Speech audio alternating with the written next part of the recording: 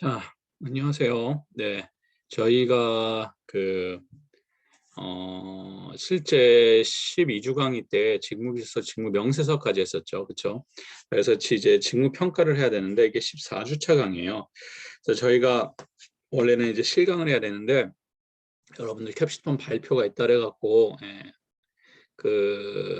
저거 비대면으로 대신합니다. 자, 그렇게 되어 있어갖고, 이제 직무평가부터 시작하도록 할게요. 자, 그리고 시험이 제가 15주인 줄 알았는데 16주라고 하는 거 보니까 아마 다음 주에 제가 그 요약을 하든지 뭐 그런 식의 영상을 올리도록 하겠습니다. 그래서 일단 오늘은 이 수업은 요걸로 하는 걸로 할게요. 자, 그래서 직무평가 보시면 직무평가의 요소 이렇게 되어 있어요.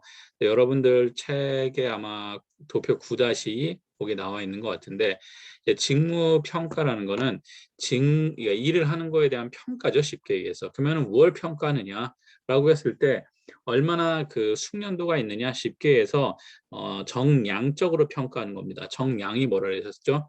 자, 숫자라 그랬었죠. 숫자. 그래갖고 뭐 예를 들어갖고 스킬의 숙련도의 정도, 뭐 교육 훈련 수준이 뭐 예를 들어서 A, B, C, D가 있을 수도 있고, 뭐 1부터 10까지 돼 있을 수도 있고, 뭐 경험치는 연도로 할 수도 있고 개월수로도 할 수 있고, 지식 수준 같은 경우에는 무슨 자격증이라든지 뭐 학력이라든지 이런 거 갖고 만들 수 있겠죠.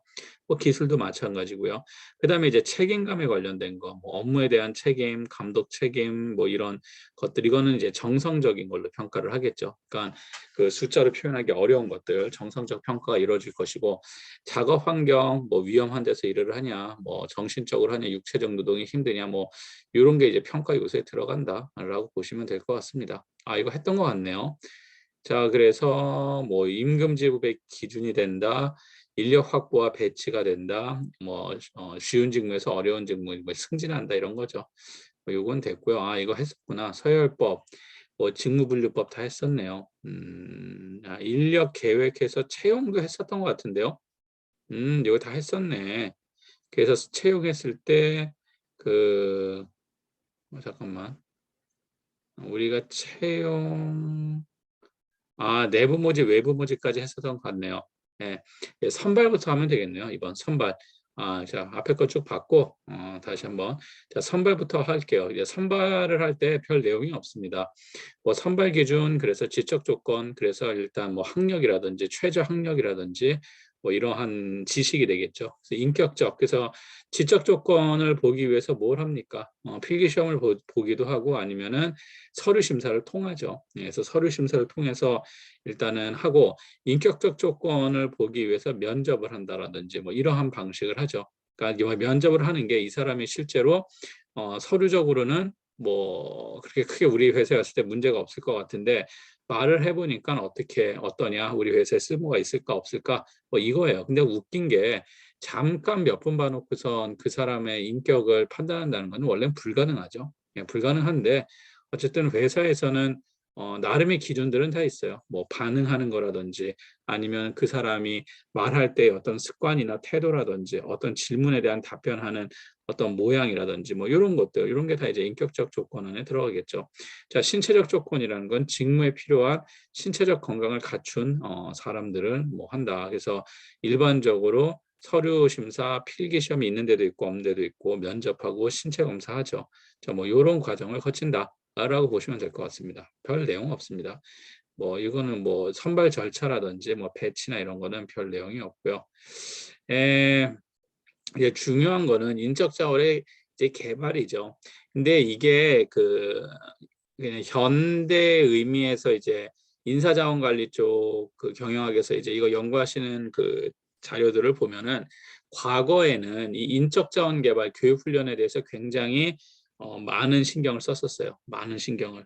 당연한 게, 사람은 잘못 뽑을 확률이 높잖아요. 뽑으면 어떻게 자를 수가 없잖아요. 그러니까 교육 훈련으로 그것을 대체한다 그랬는데, 요새는 또 반대로 이런 말도 나와요. 사람 뽑을 때 잘 뽑아야 된다. 그래서 뽑는 거에 대한 얘기를 더 많이 하고 뭐 이런 데들도 있습니다. 그래서 여러분이 뭐 거기까지는 아니지만 어쨌든 전통적으로 인사 관리에서 가장 중요하다고 하는 파트는 여기 인적 자원 개발 이쪽이라고 보시면 될 것 같아요. 이유는 뭐냐 그러면은 이 그 선발이라든지 뭐 채용이라든지 이런 것들 자체는 모집 및 채용 같은 경우에는 그러니까 그 인사과나 이런 데서 후천적으로 어느 정도는 할 수 있지만 전부 다 이렇게 걸러낼 수는 없거든요. 그러니까 원하는 인재를 딱 맞게 뽑기는 거의 불가능해요. 그러다 보니까 어느 정도 걸러서 들어온 인재를 어떻게 해야 된다? 회사에서 필요한 그 인력으로 바꿔야 되겠죠. 실제로 기업들이 다 이렇게 해요. 그러다 보니까 학교나 딴 데서 외부에서 있다가 만약에 입사를 했다 그럼 다시 교육을 받는다든지 뭐 이러한 과정이 들어가는 이유가 회사에 필요한 모습을 만들기 위해요. 그러다 보니까 이 인적 자원 개발에서 교육 훈련 쪽이 굉장히 중요한 파트로 달아지고 있죠. 전통적으로는.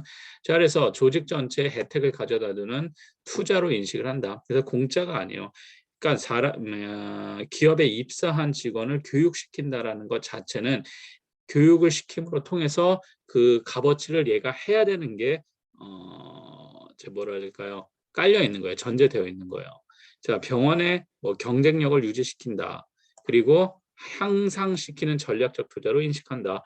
자, 그래서 관리자뿐만 아니라 일반 종업원의 교육 훈련도 중요하다. 그래서 교육이라는 것 자체가 기업 입장에서는 굉장히 중요한 요건으로 계속 얘기하고 있는 거예요. 자, 그래서 이건 투자예요, 투자. 쉽게 얘기하면은 내가 뭐 아이스크림 장사를 하고 있다고 칩시다. 아이스크림 장사를 하려면은 뭐 성능이 좋은 대용량 그게 있어야 되겠죠. 저기 뭐죠? 뭐 냉장고가 있어야 된다고 치면은 그 냉장고가 비싸더라도 사잖아요. 나중을 위해서. 투자란 말이야. 인력도 똑같아요. 그래서 인간한테 그냥 교육시키고 너 나가, 너 하고 싶은 거 해. 이게 아니에요. 교육을 시키면 그만큼 그 사람한테 그거를 뽑아내야 된다는 거예요. 기업 입장에서는. 그러다 보니까 아주 특별한 교육 같은 경우에는 기업에서 어떻게 하죠? 교육받고선 딴 데로 옮기는 사람들이 있으니까 그걸 못하게 만약에 옮겼을 때 교육받은 거 다 뱉어놓고 가라 뭐 이런 식으로도 얘기를 많이 해요. 특히 막 해외에다 교육 보내든지 이랬을 경우에는 그러니까 이 교육이라는 것 자체에 여러분들 중요한 거는 조직 전체 혜택을 가져두는 투자라고 인식을 한다는 거예요. 기업 입장에서는 그게 가장 중요하고요. 그 다음에 나오는 이제 단어들을 좀 볼 필요가 있는데 장소에 따른 교육훈련법 뭐 이래갖고 뭐 직장 훈련 그래서 OJT가 있어요. 그래서 on the job training이에요. 그래서 이 OJT라는 거는 직장 내에서 하는 거예요. 쉽게 그냥 그렇게 생각하시면 돼요. 여러분들이 만약에 삼육보건대라는 곳에서 일을 하고 있다. 그러면 교육이 어떻게 해? 직장 내에서 이루어지고 있는 거예요. 직장 내에 그거를 전공을 하든지 인사부서에서 그걸 담당하는 사람에 의해서 진행되는 것. 이것을 OJT라고 그래요. 그래서 직장훈련, 현장훈련, 견습, 직무 오리엔테이션, 인턴십, 멘토링 이런 게 다 들어간 걸 OJT라고 얘기를 합니다. 자, 교육하면서 직무 수행이 가능하죠. 왜냐하면 직장 내에서 행해지고 있는 거니까. 상사 동료와 커뮤니케이션, 비용 시간 절약, 교육이 구체적이고 현실적이겠죠. 직장 내에서 필요한 교육을 하니까. 그래서 그렇지만 이제 문제는 뭐냐면은 그 인력 자체가 회사 내에 있는 인력이다 보니까 교육 전문성이라는 게 떨어지겠죠. 아무래도 교육 전문 업체가 잘할 거 아니에요. 그렇죠? 그리고 작업 실무에 지장을 초래할 수가 있죠. 왜냐하면 일하는 시간에 또 교육을 해야 되니까 다수 사원 교육은 불가능하고 그렇죠. 쪼개서 해야 되겠죠. 이렇게 대형 이제 학교나 이런 데가 아니기 때문에 그러니까 직장 내에서 하고 있는 그 교육 훈련 코스라고 보시면 됩니다. 비숙련자에게 사고 위험이 있고 뭐 이런 게 있으니까 쉽게 하면은 장점은 편하고 아는 내용을 아는 사람을 통해서 일하면서 같이 할 수 있다. 단점은 뭐냐? 전문적이지 않다라는 거예요. 쉽게 얘기하면은. 예, 물론 전문가들을 뽑아서 이걸 그 교육을 담당하는 담당자로 앉혀놓지만 외부에는 더 많은 전문가들이 있잖아요. 그러다 보니까 외부에 비해서는 그런 전문성이 조금 떨어진다라고 보시면 될 것 같습니다. 그 다음에 이제 오프 JT라 했어요. 앞에가 on JT죠. 그래서 on the job training. 뒤에 게 off JT, 그 off the job training. 그러면은 그 OJT, off JT의 차이점이 대충 눈이 들어오지 않아요. 자, off JT는 말 그대로 직장 외 교육 훈련이에요. 그래서 OJT나 off JT 이 단어는 많이 써요, 실제로. 그랬을 때 on JT는 직장 내에서 하는 교육 훈련이구나. off JT는 뭔가 이렇게 벗어나는 거잖아요. 그래서 직장 밖에서 하는 교육 훈련이다. 자, 이것은 직무가 수행되는 장소를 벗어나 일단 회사나 이런 데를 벗어나 시간적, 공간적으로 격리된 상태, 뭐 연수원이라든지 아니면 어떤 학교라든지 이런 데서 사내 및 사회 전문가를 초빙해서 집중적으로 교육 훈련을 실시하는 방법. 회사 내에 있는 인물이 할 수도 있고 회사 외부에 있는 인물이 할 수도 있고 뭐 세미나라든지 뭐 학회라든지 컴퓨터 기반 뭐 기반 교육이라든지 뭐 여러 가지가 들어간다는 거예요. 자, 오프 JT의 장점, 단점은 앞에서도 온 JT의 장단점하고 반대로 생각하시면 됩니다.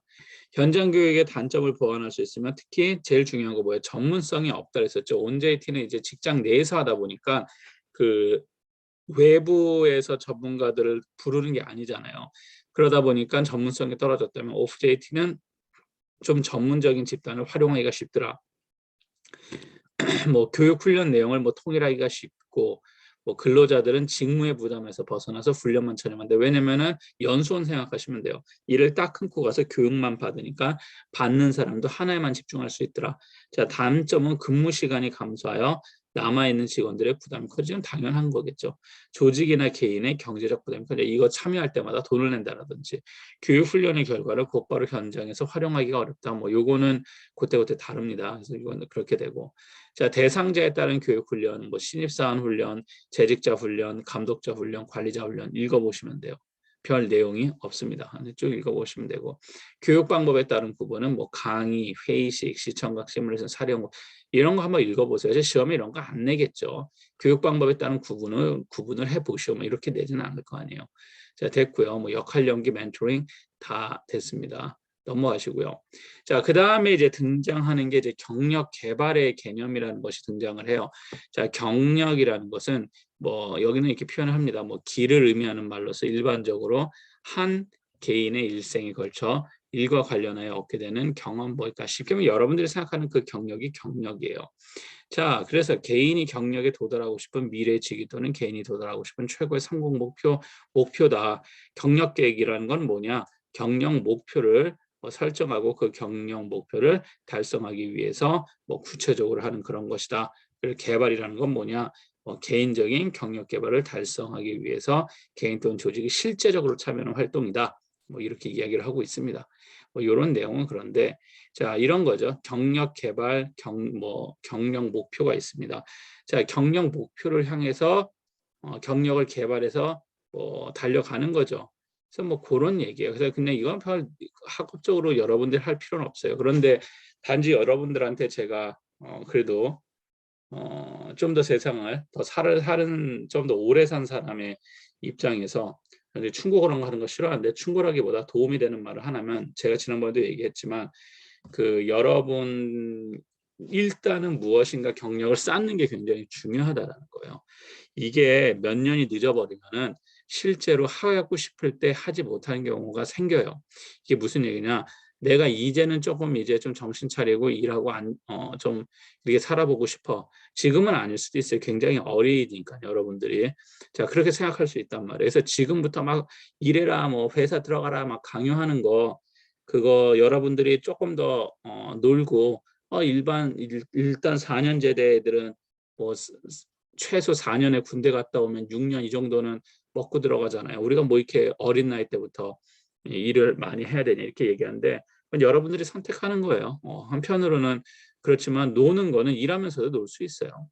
저는 그렇게 생각을 해요. 놀려면 현실적으로 놀려면 돈이 필요하잖아요. 그렇죠? 돈 없이 놀 수 있나? 놀 수는 있겠죠. 뭐 게임하고 그러면. 근데 그것도 하루 이틀이지. 실제로 좀 재미나고 좀 잘 놀려면 돈이 필요하단 말이에요. 돈이 필요하려면 뭐래요? 돈을 벌어야 되겠지. 돈을 벌려면 뭘 해야 돼요?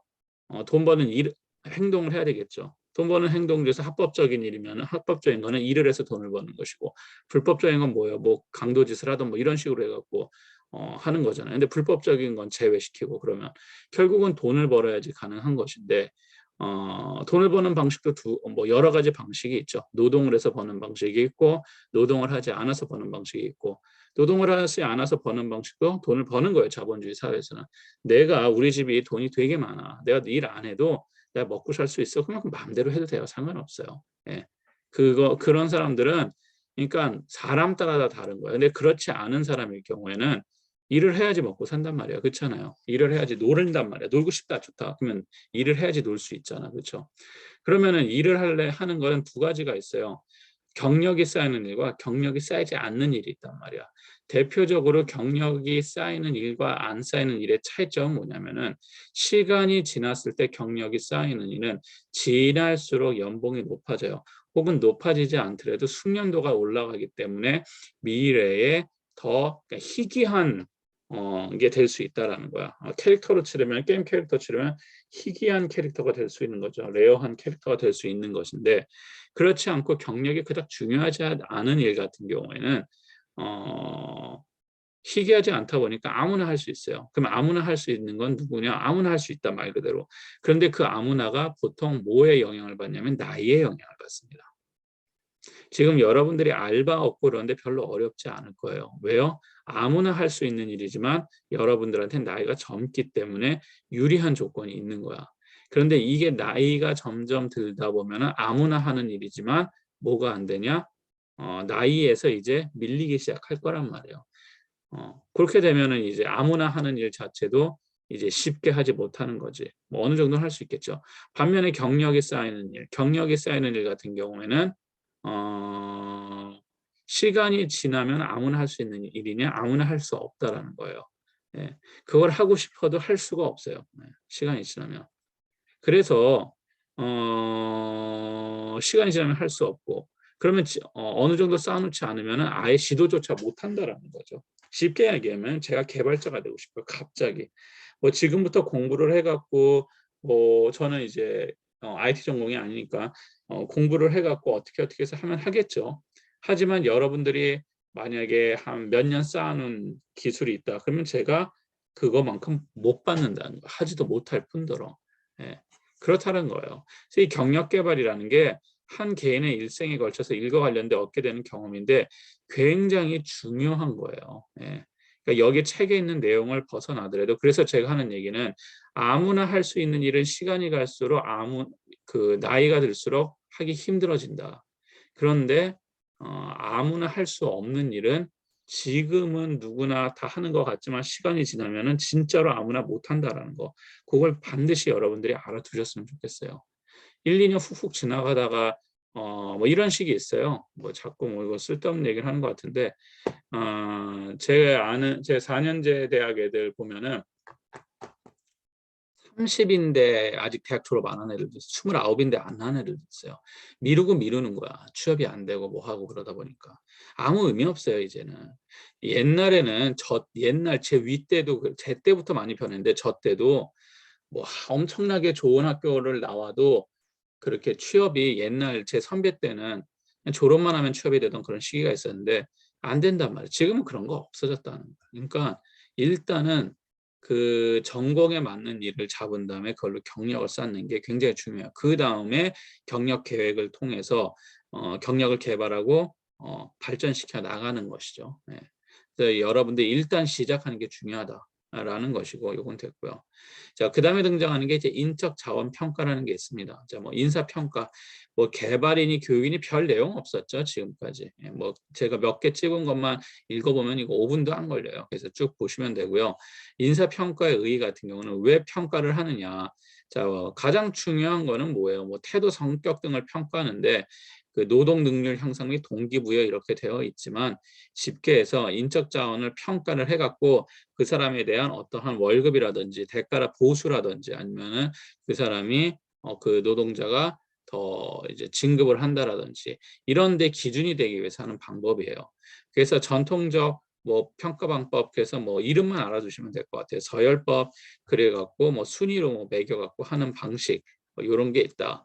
뭐 그다음에 평가 척도법 뭐 단계식 평가 척도법, 도식 평가 척도법 요거 그냥 ABCD냐, 수미양이냐, 1, 2, 3, 4, 5냐 이런 식으로 단계적으로 쓴 게 그냥 단계식 평가식 척도예요. 말만 어렵게 써 있지 쉽단 말이야. 읽어보면은 별 내용도 아니야. 도식 평가 척도법에는 각 구성원이 가지고 있는 특성과 직무 수행에서 나타난 실적 정도에 따라 각 평가 요소마다 체크할 수 있는 뭐 연속적 척도를 마련한다 뭐 그러는데 그 그래픽 레이팅 스케일 메소드라 그래갖고 쉽게 얘기하면은 여러분들 게임 같은 데 보면은 능력치 보면은 이렇게 육각형으로 돼갖고 이렇게 되어 있는 거 있잖아요. 그런 식의 평가 척도법이에요. 그냥. 그래서 그냥 이런 척도법이 있다 정도만 알고 넘어가시면 되고 뭐 단계식 척도법이 있다. 요거는 여러분들이 굳이 지금 할 필요 없을 것 같습니다. 도식 척도법이니 뭐 다 필요 없어요. 됐고요. 요거는 됐고 중요한 것만 짚고 넘어가면 돼요. 뭐 강제 배분법 뭐 이런 거 됐고 행위기준 평가법. 쓸데없는 게 너무 많네. 중요상. 요거는 하나 알고 넘어갑시다. 자, 여기 보면 MBO라고 돼 있죠. 그래서 목표관리법. 그래서 목표관리법을 영어로 뭐라 하냐 하면은 Management by Objectives라 해서 MBO라고 한다. 요거만 그냥 단어만 알아두세요. 그래서 요거는 뭐냐 그러면은 감독하는 사람, 사장이라고 칩시다. 감독하는 사람이 부하 직원들과 함께 목표를 설정을 합니다. 함으로써 부하가 스스로 자신의 직무 업적과 성과를 통제하고 관리하도록 하는 공동의 고과 방법이더라. 자, 고과라는 거는 평가라는 말의 다른 버전이에요. 그래서 MBO의 중요한 특징은 목표 설정에 감독자와 직원이 함께 참여한다. 그리고 정해진 기간에 마지막에 실시하는 업적 평가에도 공동 참여한다. 우리 병원 내과 수술팀의 상반기 고객 만족이 80%인데 하반기 목표는 85%로 하자. 뭐 이런 식으로. 그러니까 이 MBO 목표관리법이 가장 중요한 건 뭐냐면은 전통적 기법 자체는 목표를 누가 정하냐 그러면은 사장이 정하죠. 관리자가 정한단 말이야. 관리자가 목표를 정해서 그 목표에 맞게 따라오게 하는 거예요. 누가? 부하 직원이. 그런데 MBO는 같이 이제 정해서 같이 평가한다는 건데 의도는 좋은데 실제로 이거 쉽지 않습니다. 예.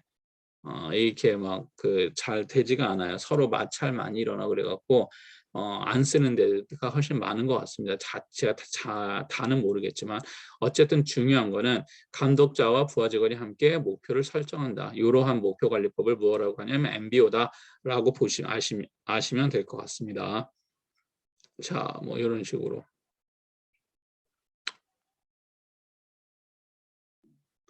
뭐 평가센터법, 자기평가법 한번 읽어보시면 돼요. 인사평가의 오류와 개선 방안 뭐 이렇게 나와 있는데 인사평가의 오류 그래서 이제 문제가 발생을 하는 거죠. 그래서 할로 이펙트라 해서 후광효과 등 뒤에서 나는 빛효과죠. 평가 대상을 전반적인 인상이나 특정한 요소로부터 받은 인상에 의해서 평가하려는 경향이 있더라. 뭐냐 예를 들어서 내가 여러분들을 평가를 하는데 저는 객관식으로 내잖아요, 시험을. 원래는 이게 제가 서술형을 많이 내는 사람인데, 여기 전문대이기 때문에 여기는 객관식으로 낸단 말이야. 객관식으로 내면은 제일 장점이 뭐냐, 그러면은 여러분에 대한 나의 감정이나 이런 게 일체 다 빠져나갈 수가 있죠. 뭐예요? 단지 숫자로서 매겨지는 거잖아. 그래서 여러분이 몇 점을 받았는지, 뭐가 틀렸는지도 나는 모른다라는 거야. 예. 그렇기 때문에 나의 어떠한 그런 감정적인 게 다 잘라낼 수가 있어요. 그런 장점이 있어요. 숫자화 시키면은. 그런데 인사평가할 때 꼭 그렇게 객관식으로 평가 안 하죠. 이 사람이 뭐 예를 들자면 출근을 한 지각률이라든지 아니면 이 사람의 어떠한 계약 건수라든지 이렇게 숫자로 나타낼 수 있는 거는 상관이 없는데 이 사람이 평소에 일 열심히 하냐 뭐 했을 때 뭐 10점 만점에 10점, 9점 이걸 윗사람이 매기는데 감정이 들어갈 수밖에 없겠죠. 예를 들어서 이 사람이 일은 굉장히 잘하고 뭐 성실한데 이 사람이 좀 싸가지가 없다고 칩시다. 윗사람한테. 그러면은 그것이 영향을 미치게 되겠죠. 그러한 게 이제 문제가 발생할 수 있다는 이런 거를 뭐라 그러냐면 후광 효과라 그래요. 쉽게 해서 이 일은 되게 잘하는데 애가 싸가지가 없어. 그러면 얘는 일도 못하는 것 같아. 이런 거라고 보시면 될 것 같습니다. 한 분야에 있어서의 어떤 사람에 대한 호의적인 혹은 비호의적인 인상이 다른 분야에 있어서의 그 사람에 대한 평가에 영향을 주는 경향 마찬가지예요. 반대로 얘는 되게 착하고 괜찮고 사람은 괜찮은데 일은 못해. 그런데 평가할 때 무엇인가 잘하는 것 같은데 이렇게 평가를 한다라든지 이게 후광 효과예요. 예. 지금은 이제 이런 게 많이 없어졌죠. 지금은 굉장히 정량화 시켜쓰려고 노력을 많이 했죠. 근데 지금도 있긴 있습니다. 자, 중심화 경향. 평가자가 모든 피평가자들의 대부분 중간 수준의 점수를 주는 심리적 경향이 있더라. 평가 대상을 잘 모를 때 부하의 평가에 심리적 부담감을 느낀 평가자가 책임 회피 수단으로 평가를 한다. 자, 중심화 경향은 뭐냐면 이런 요 단어들은 잘 알아주세요. 인사평가 오류는 중심화 경향은 뭐냐면 내가 잘 몰라 얘를. 그리고 얘가 진짜로 잘하는지 못하는지 제대로 평가를 못하겠어. 그러면 평균점 가까이다 그냥 준다라는 거야. 인간이 갖고 있는 하나의 그 본능 같은 거예요. 잘 모르면은 그냥 많은 무리 사이에다가 그냥 집어넣어 주는 거야. 예. 그래서 정확하게 평가하기가 어렵다라는 거죠. 관대화 평가, 피평가자를 실제 능력이야 성과보다 후하게 평가하는 거, 의도적인 주관적 평가죠. 예, 이와 반대는 엄격화 경향. 예. 뭐 이런 게 있어요. 쉽게 해서 대학 평가가 마찬가지예요. 대학에서 학생들 평가할 때 취업이나 이런 걸 신경 쓰기 때문에 관대화하는 경향이 있죠. 원래는 엄청 더 엄격하게 매겨야 되는데 왜냐면 그렇게 엄격하게 매기면 나가갖고 피해를 보니까 딴 대학 학생들한테 그러다 보니까 실제 성적 A가 맞을 성적이 아닌데도 A가 나온다든지 B가 맞을 성적이 아닌데도 B를 받는다든지 이런 게 관대화 경향이에요. 반대는 A 맞을 수 있는데도 C 줘버린다든지 이런 게 이제 엄격한 경향이죠. 자, 뭐 이런 게 있고요. 상동적 오류, 그래서 특정한 사람에 대해 갖고 있는 평가자의 지각에 의한 평가, 종교라든지 사회단체든지 어떠한 고정관념에 묶여갖고 평가를 하는 자, 이래서 상동적 오류는 연령, 성별, 출신 지역, 직종 뭐 여러 가지로 되어 있죠. 어느 지역 사람이냐에 따라 갖고 일단 눈에 색안경 끼고 평가를 한다라든지 아니면 일정 종교 사람이다. 그러면 일단은 좋게 호의적인 감정을 갖고 시작을 한다라든지 뭐 이런 것이라고 보시면 될 것 같아요. 자, 인사평가의 개선 방안, 명확한 평가 목적 설정, 조직의 목표와 부합을 하느냐, 인사평가의 공정성을 확보했느냐, 중요한 건 공정성 확보를 얼마나 잘했느냐가 중요한 거겠죠. 명확한 평가 근거를 확보를 해야 되고, 그래서 여기서 명확한 평가 근거에서 가장 좋은 방법은 숫자화시키는 거예요. 수치화시키는 거예요. 그래서 이게 되게 어려워요. 이걸 어떻게 평가하냐. 수치화시켰을 때 매우 괜찮다, 보통이다. 이 수치화를 말하는 게 아니라 뭐 예를 들자면 지각률, 뭐 아니면은 뭐 핸드폰 뭐 오차율 뭐 이런 식으로 해갖고 무조건 나오는 그 데이터 뭐 이런 식으로 하는 게 좋은데 모든 세상 업무를 다 그렇게 할 수가 없으니까 자, 뭐 그런 거 보시면 될 것 같습니다. 다음에 이제 인적 자원의 보상, 그래서 임금 관리에 관련된 게 있겠죠. 자, 보상은 직접 보상과 간접 보상. 이건 조금 길다. 요게 뒤에 나올 거예요. 여기 나오네. 임금 책에 나오죠. 그래서 요거는 내가 잠깐 끊었다가 길어지니까 하도록 하겠습니다. 요 임금은 조금 여러분들 신경 써서 봐야 될 게 몇 군데 있어요. 잠깐 끊었다가 다시 가도록 할게요. 네, 잠깐 끊었다가 하겠습니다.